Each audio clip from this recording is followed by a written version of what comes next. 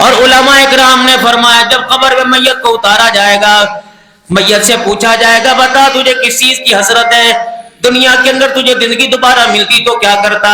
کہتا قسم اللہ کی اگر مجھے دوبارہ دنیا میں بھیج دیا جائے جتنی مجھے زندگی ملے گی میں ان ساری زندگی کے دنوں کے اندر روزہ رکھ کے آتا۔ اتنا بڑا انعام ہے اللہ کے نام۔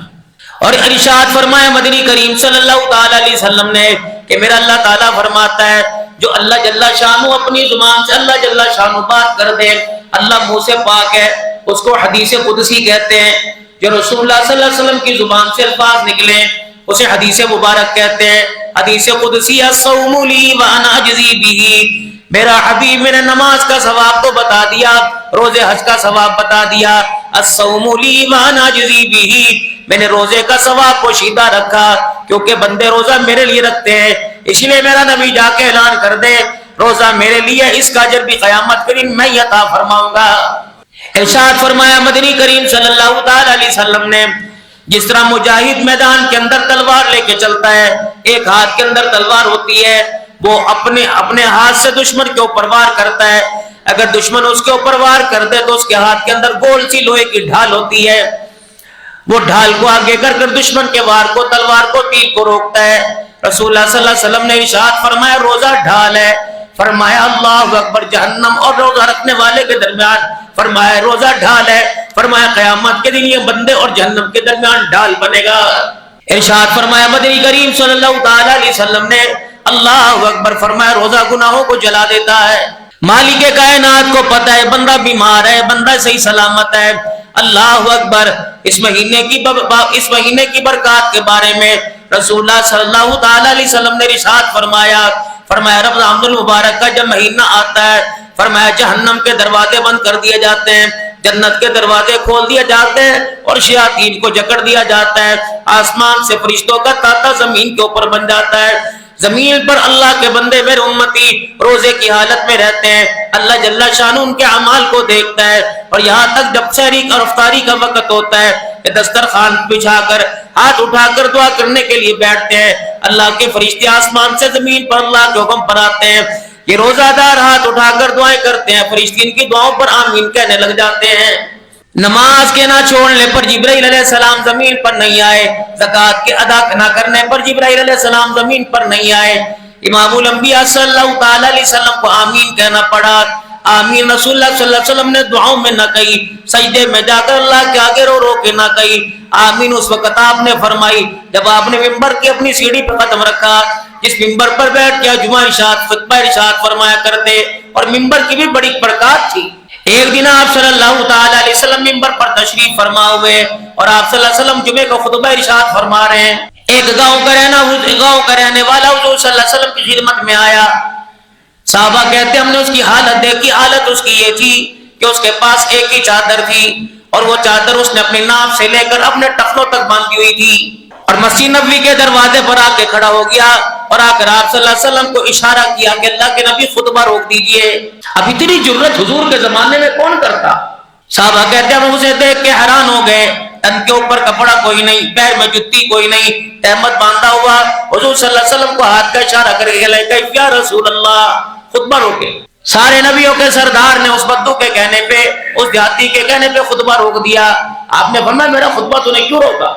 یا رسول اللہ صلی اللہ تعالی علیہ وسلم جس قوم میں سے میں آیا ہوں، جس بستی میں سے آیا ہوں، قحط پڑ گیا، سال گزر گئے، ہماری قوم میں بارش نہیں ہوئی، اللہ کے نبی جانور ہمارے مر گئے، یہاں تک کہ ہماری بھوک اور پیاس اور مفلی کی وجہ سے یہ حالت رہ گئی کہ تن کے کپڑے بھی ہمارے پھٹ گئے، یہاں تک اللہ کے نبی صلی اللہ علیہ وسلم اگر آج بارش نہ ہوئی تو آنے والے کل میں کوئی پتہ نہیں ہماری عورتیں ہمارے بچے بھی مر جائیں، آپ اللہ سے دعا فرما دیں کہ اللہ تعالیٰ بارش عطا فرما دے۔ آپ صلی اللہ علیہ وسلم نے یوں نہیں فرمایا، ممبر سے اتر کے نماز پڑھا کے کہوں گا، آپ صلی اللہ علیہ وسلم نے اپنی نبوت والی نگاہیں آسمان پر اٹھائی اور آسمان کی طرف منہ کیا، صحابہ کہے حضور کا چہرہ دیکھ رہے، آپ صلی اللہ علیہ وسلم نے آسمان کی طرف منہ اٹھایا اور فرمایا اللہ آسمان سے بارش برسا دے، ہنیئا مریئا، اے اللہ جل شانہ آسمان سے بارش برسا دے۔ پھر آپ صلی اللہ علیہ وسلم نے فرمایا اے اللہ برکت والی بارش آسمان سے برسانا۔ صحابہ کہتے ہیں ہم حضور صلی اللہ علیہ وسلم کی طرف منہ کر کے کھڑے بیٹھے تھے، آپ صلی اللہ علیہ وسلم نے یوں کر کے آسمان کی طرف اشارہ کیا اور شہادت کی یوں کر کے انگلی اٹھائی، آپ صلی اللہ علیہ وسلم کا بھی چہرہ نیچے نہیں آیا تھا. پورے مدینے کے اطراف کے اندر بادل آ گئے. نبوت کی نگاہیں ہمارے طرف پڑنے سے پہلے آسمان سے بارش برسنا شروع ہو گئی. بس اتنی دیر تھی وہ گاؤں کا رہنے والا, اللہ اکبر, وہ بدو واپس چلا گیا. ہفتہ اتوار پیر منگل بدھ جمعرات اور جمعہ 8 دن تک بارش ہوتی رہی. 8واں دن ہوا, آپ صلی اللہ علیہ وسلم بھی منبر پر تشریف فرما ہوئے.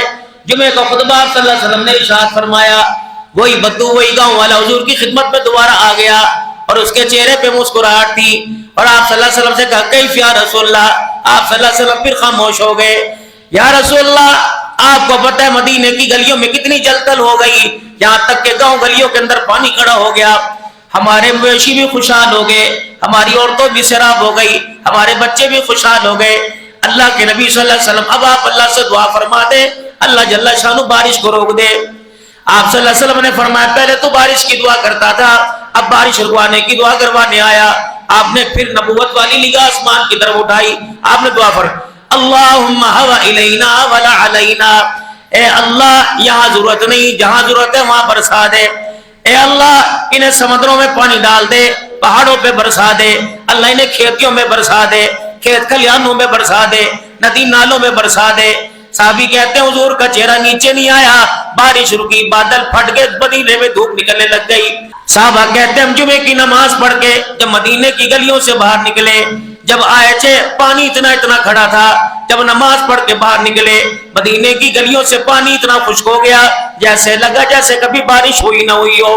اب وہ بدو حضور صلی اللہ علیہ وسلم سے کہنے لگا یا رسول اللہ اتنی جلدی, اللہ اکبر, آپ کا آرڈر تو آسمانوں پر چلتا ہے.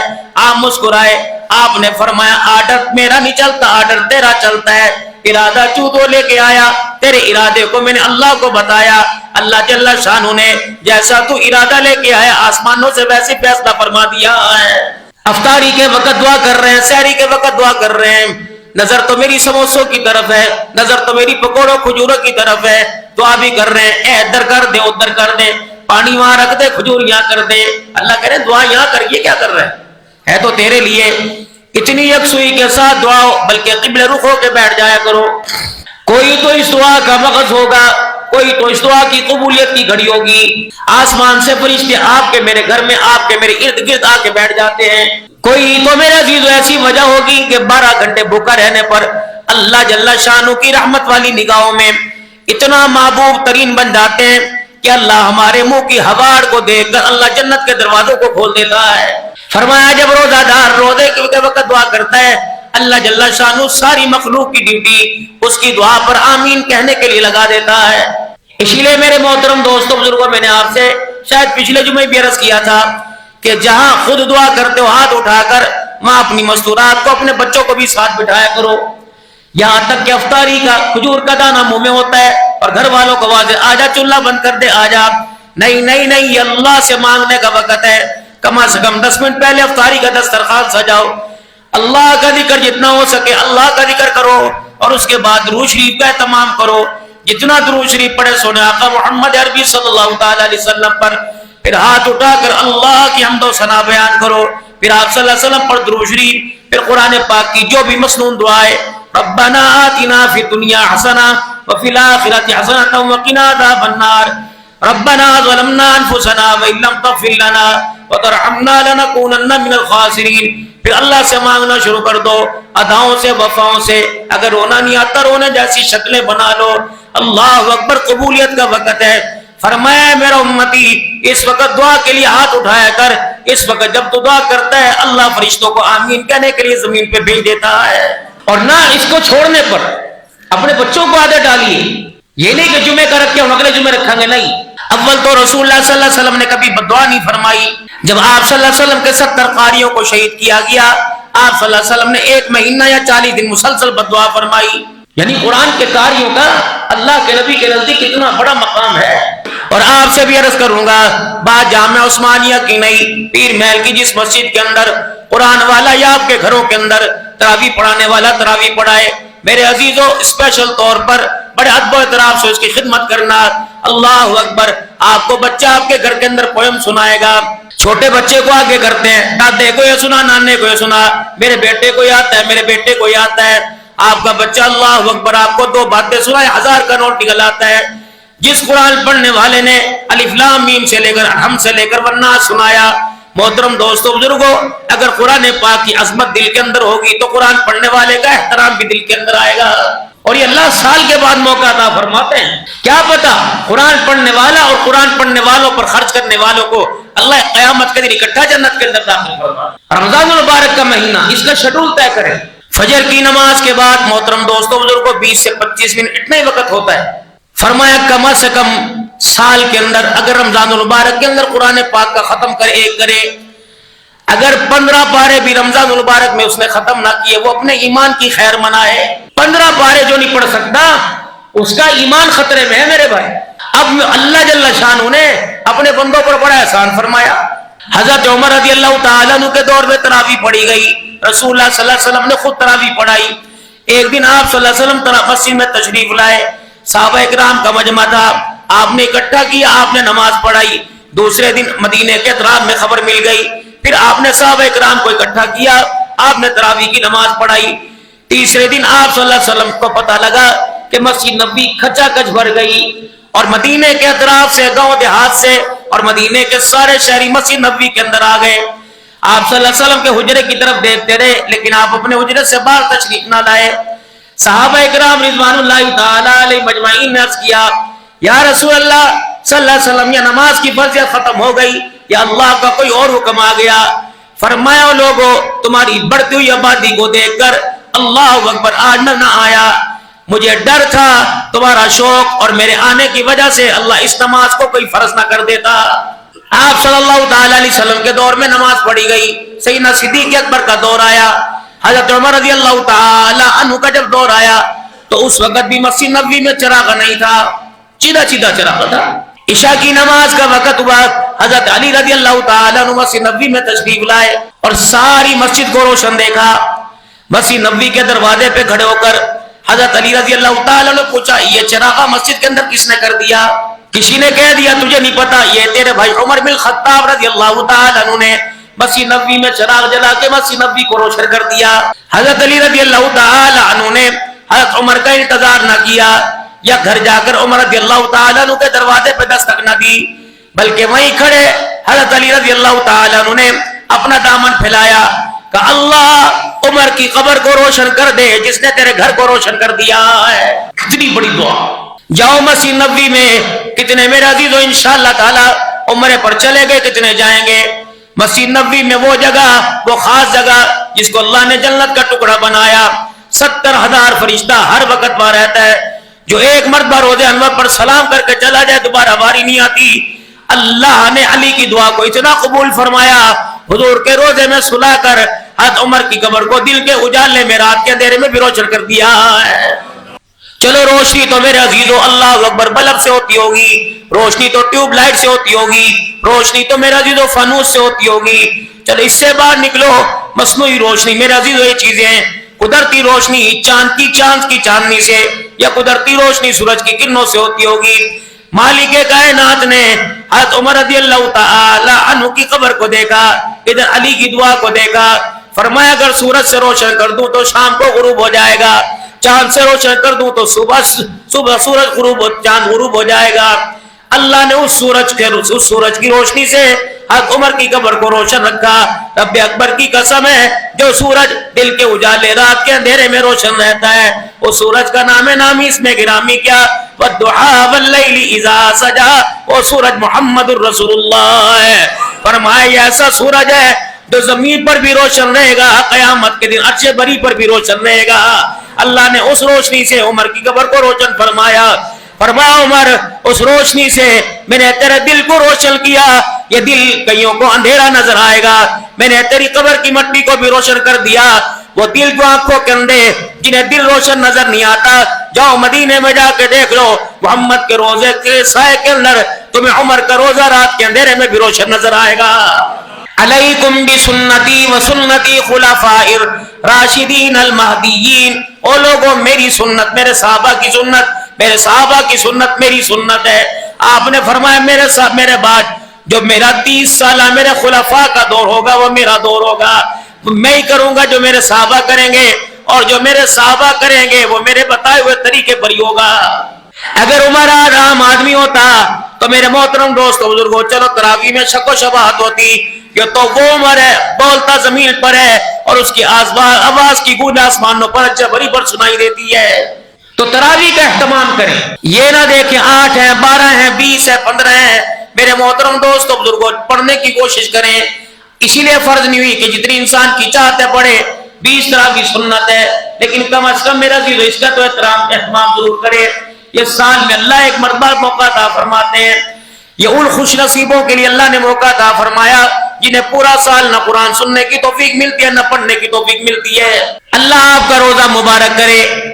وہ حضرات جو پورا مہینہ کسی غفلت کی وجہ سے روزہ نہیں رکھیں گے، انہوں نے بھی جمعۃ المبارک کا روزہ رکھا، اللہ کے واسطے ثواب تو برابر ملے گا، لیکن جمعہ سید الایام ہے، آہستہ آہستہ گاہے گاہے عادت ڈالیے میرے محترم دوستو بزرگوں، وگرنہ وعید بڑی سخت آئی ہے۔ سید الانبیاء صلی اللہ تعالی علیہ وسلم زور سے آمین کہہ رہے ہیں، اور اتنی زور سے آپ نے آمین ارشاد فرمائی کہ صحابہ اکرام کے کانوں میں آ کے گونجی، اور اس آمین کی وجہ سے صحابہ اکرام کو اس آمین نے حیرت میں ڈال دیا، پریشان ہو گئے۔ یا رسول اللہ صلی اللہ علیہ وسلم، آج سے پہلے ہم نے یہ معاملہ کبھی نہیں دیکھا کہ آپ نے ممبر کی سیڑھی پہ قدم رکھا اور زور سے فرمایا اللہم آمین۔ آپ نے ارشاد فرمایا، ابھی تو جبرائیل علیہ السلام میرے پاس کھڑا تھا، اور جبرائیل علیہ السلام میرے پاس آ کے اس ممبر کے پاس کھڑا ہو گیا۔ جس وقت میں نے ممبر کے اوپر قدم رکھا، جبرائیل علیہ السلام زور سے کہنے لگا تباہ ہو جائے، ہلاک ہو جائے، برباد ہو جائے وہ آدمی جو رمضان المبارک کا مہینہ پائے اور اس کے روزے نہ رکھے۔ فرمایا سارے فرشتوں کا سردار بد دعا کر رہا تھا، اس کی بد دعا پر سارے نبیوں کا سردار آمین کہہ رہا تھا۔ نبی تو بربادی کے لیے آمین کہے، جبرائیل تو بربادی تباہی کے لیے اور اس کے ہلاک ہونے کے لیے بد دعا کرے۔ بتاؤ میرے عزیزو، اس کے گھر کے اندر اتفاق کیسے آئے گا؟ اس کے گھر کے اندر اولاد کا من کیسے آئے گا؟ اس کے گھر کے اندر بچوں کی فرما برداری کیسے آئے گی؟ اس کے روزگار میں، اس کے کاروبار میں برکت کیسے آئے گی؟ اس پر قرضہ کیسے اترے گا؟ اس پر اللہ کا کرم کیسے آئے گا؟ اس پر اللہ کا فضل کیسے آئے گا؟ اس پر خیر کیسے آئے گی؟ اسے بیماریوں سے صحت کیسے ملے گی؟ اس پہ خوشحالی کیسے آئے گی؟ چہرے کی چمک قیامت کے دن کیسے چمکے گی؟ اور ایمان کا نور اس کے چہرے پہ کہاں سے چمکے گا؟ جس کو نبی بد دعا پر آمین کہے، جبرائیل بد دعا دے دے، صحت تو میرا عزیزو ملے نہ ملے برابر ہے، روٹی ملے نہ ملے گزارا ہو جائے گا، پانی ملے نہ ملے گزارا ہو جائے گا۔ اگر میرا عزیزو اس بد دعا پر آپ نے میں نے اللہ سے توبہ نہ کی، ڈر لگتا ہے کیا پتا خاتمہ ایمان کے بغیر ہو جائے۔ اگر سارا دن میرا عزیزو، عید کا سارا دن صبح فجر کی نماز کے بعد دکان کھلے گی اور سحری کے وقت بند ہوگی، تو کیا کہیں گے؟ اللہ دی قسم، گاہکا کو پوچھ کے دیکھ لے، اللہ کی قسم ملازموں سے پوچھ لے، ایک کھجور ایک پانی کا گلاس پیتا، روٹی نہیں کھاتی۔ اگر تجھے 10,000 روپے کا پروفٹ بھوکا رکھ سکتا ہے تو اللہ کی رضا کے لیے بھوکا کیوں نہیں رہ سکتا ہے؟ جتنا ہو سکتا 4 کام میرا عزیزو اس مہینے میں کرنے ہیں۔ پہلے 2 زبان سے کرنے ہیں، اللہ اکبر، لا الہ الا اللہ، لا الہ الا اللہ، لا الہ، کثرت سے اللہ کا ذکر کرنا۔ جتنا کوئی چیز تصویر آتی ہو، لا الہ الا اللہ، لا الہ الا اللہ۔ دوسرا استغفر اللہ، استغفر اللہ، استغفر اللہ، استغفر اللہ۔ تیسرا اللہم انا نسألک ورضاک الجنہ، اللہم انا نسألک ورضاک الجنہ، اے اللہ میں تیری رضا والی تجھ سے جنت مانگتا ہوں یا اللہ۔ اور دوسری دعا جہنم کی آگ سے چھٹکارا، اللہم اجرنی من النار، اللہم اجرنی من النار، یہ اپنے لیے اللہم اجرنی من النار، بچوں کے لیے، اولاد کے لیے، بیوی کے لیے، پوری امت کے لیے، اللہم اجرنا من النار، ساری امت، اللہم اجرنا من النار، اللہم اجرنا من النار، اللہم انا نسألک الجنہ، اے اللہ، انا ساری امت، اللہم انی اسألک الجنہ۔ اگر ابھی نہیں آتی، اے اللہ میں تجھ سے جنت کا تیری سوال کرتا ہوں اور جہنم کی آگ سے پناہ مانگتا ہوں، اے اللہ مجھے جنت عطا فرما دے اور جہنم کی آگ سے مجھے بچا لے، لا الہ الا اللہ، استغفر اللہ، استغفر اللہ۔ اور تیسرا جہنم کی آگ سے چھٹکارا اور جنت الفردوس میں اللہ داخلے کی دعا کرنی ہے۔ جتنا ہو سکے اپنے ہاتھ کی سخاوت کو اس مہینے کے اندر رکھنا ہے، اپنے افطاری کے، اپنے سحری کے دسترخوان کو بڑھانا ہے۔ آپ صلی اللہ علیہ وسلم نے ارشاد فرمایا سحری ضرور کرو، اللہ اکبر، سحری کھانا رحمت ہے۔ آپ صلی اللہ علیہ وسلم نے ارشاد فرمایا سحری کھانے والے کے لیے آسمان کے فرشتے مغفرت کی دعا کرتے ہیں. آپ نے فرمایا سحری کرو، بے شک پانی کا گھونٹ کیوں نہ ہو یا کھجور کا دانہ نہ ہو، سحری میں اٹھو، تہجد کا اہتمام کرو. یہ نفل آپ صلی اللہ علیہ وسلم نے پڑھے اور 2 سے لے کے 8 تک اللہ اور 12 رکعت تک تہجد کا اہتمام کریں. سورج نکلے اس کے بعد 4 رکعت نفل، 2 اشراق حج عمرے کا ثواب ملے گا، اور 2 رکعت میرے محترم دوستوں بزرگوں صلاۃ الحاجت کے پڑھ لیں. سارے دن کے کام اللہ بنائیں گے. اس کے بعد جب سورج نکل جائے، اچھی طرح دھوپ ہو جائے، تو 2 رکعت سے لے کے 8 رکعت یہ چاش کی نماز ہے. اللہ اکبر، چاش کی نماز کا اہتمام کریں، اللہ روزی میں برکت عطا فرمائے گا. 4 رکعت جب زوال کا وقت ختم ہو جائے پھر 4 رکعت میرے عزیزو زوال کے پڑھنے ہیں. 12 سال کی عبادت کا اللہ ثواب عطا فرمائے گا. مغرب کی نماز کے بعد 6 رکعت اوابین کے پڑھنے ہیں. جو 6 رکعت اوابین کے پڑھے گا اللہ اس کی برکت سے اندھیری قبر کو روشن فرمائے گا. عشاء کی وتر کے بعد 2 رکعت نفل پڑھنے ہیں. لوگ جوتے پکڑ کے بھاگ جاتے ہیں. آپ صلی اللہ علیہ وسلم نے اس کی تاکید فرمائی، فرمایا جو 2 رکعت عشاء کی نماز کے بعد وتر کے بعد پڑھتا ہے اللہ جل شانہ سے ساری رات کی عبادت کا ثواب عطا فرماتا ہے. یہ نیکیاں قیامت کے دن اس وقت کام آئیں گی جب کوئی بھی ہماری طرف دیکھنے والا نہیں ہوگا. اور فرائض کے اندر کمی، رکوع میں سجدے میں جو کمی آئے گی، یہ فرائض کے اندر کمی کو نوافل پورا کریں گے. اور جتنا ہو سکے قرآن پاک کی تلاوت ہو. اگر قرآن پاک میرے محترم دوست بزرگوں پڑھ نہیں سکتے تو کوئی پڑھنے والے کے پاس بیٹھ جائیں، یار تھوڑا سا اونچا پڑھ کے سنا دے تاکہ تیرے پڑھنے کے اندر میرا حصہ بھی شامل ہو جائے. اور اپنے آپ کو اللہ کے ذکر میں لگانا. اب بندہ کہتا ہے اللہ کے ذکر میں نہیں لگ سکتا، بندہ کہتا ہے میں قرآن پاک نہیں پڑھ سکتا، بندہ کہتا ہے نماز پڑھتا ہوں بھول جاتا ہوں نماز تو نہیں پڑھ سکتا. چلو سارے کام نفل نہیں پڑھ سکتا، ذکر اذکار نہیں کر سکتا، سارے کام نہیں کر سکتا، خاموش تو رہ سکتا ہے. چلو نیکیوں والا کھاتا نہیں بھرتا، گناہ والا کھاتا تو ختم ہو سکتا ہے. فرمایا جب گناہ والا کھاتا ختم ہوگا تو اللہ جل شانہ اس کھاتے خالی کو دیکھ کر نیکیوں والے کھاتے پہ طرف فرمائے گا.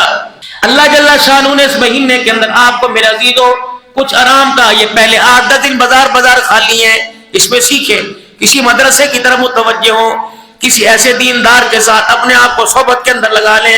اور جب اندر سیکھنے کی طلب ہوگی، اندر تڑپ ہوگی، اندر غم ہوگا.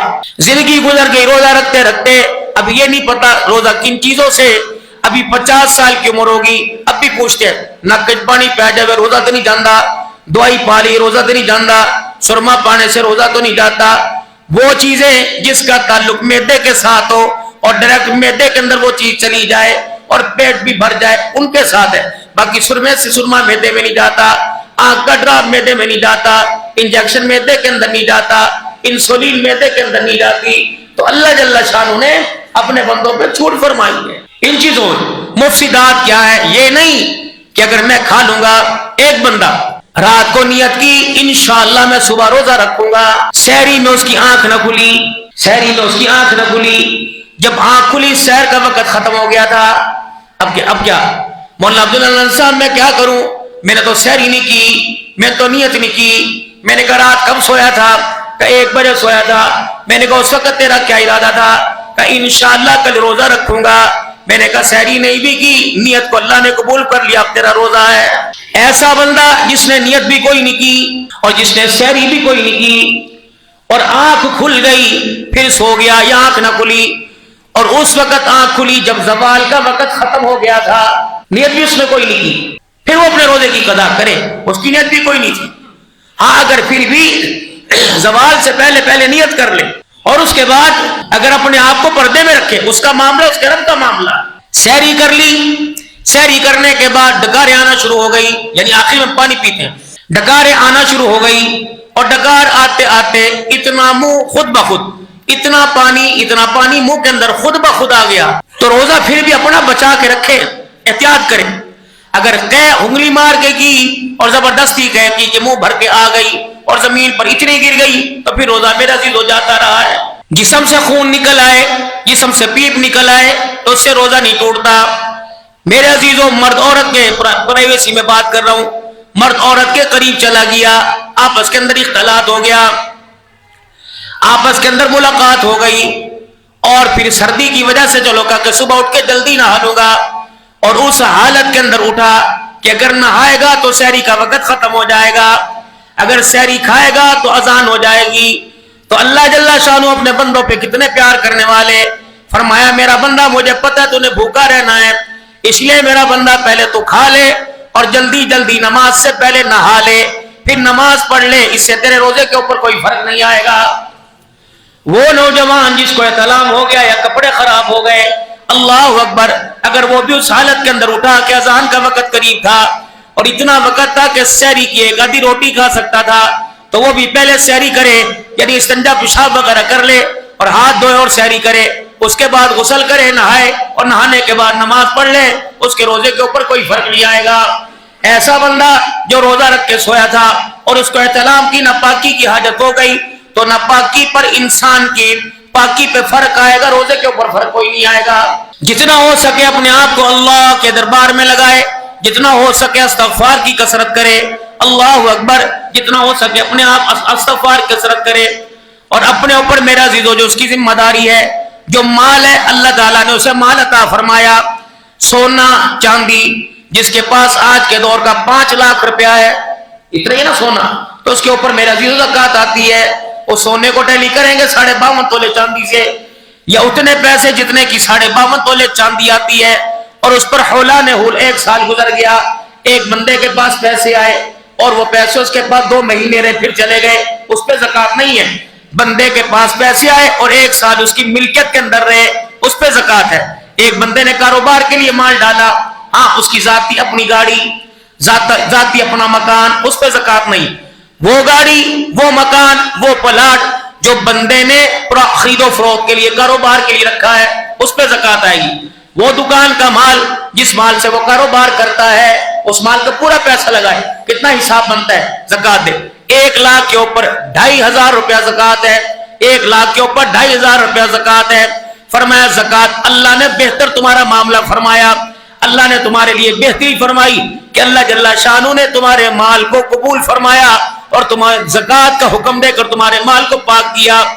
نبی علیہ السلام کا صحابی حضرت بلال رضی اللہ تعالیٰ عنہ جب عورتوں میں تبلیغ کرنے کے لیے آئے, بلال رضی اللہ تعالیٰ عنہ نے بتایا کہ وہ کہہ رہے اللہ کے نبی, اور مکے کی عورتوں کے درمیان اور آپ صلی اللہ علیہ وسلم کے درمیان پردہ حائل تھا, ادھر عورتوں سے بیعت ہو رہی تھی, آپ ادھر بیٹھے تھے. بلال جائیے کہہ کے الا اللہ یشرکن باللہ شیئا, آج سے پہلے جتنے بتوں کی عبادت کی, لات منات کو پوجا کرتے تھے, آج کے بعد سب کی ختم, ایک اللہ کو پوجیں گے.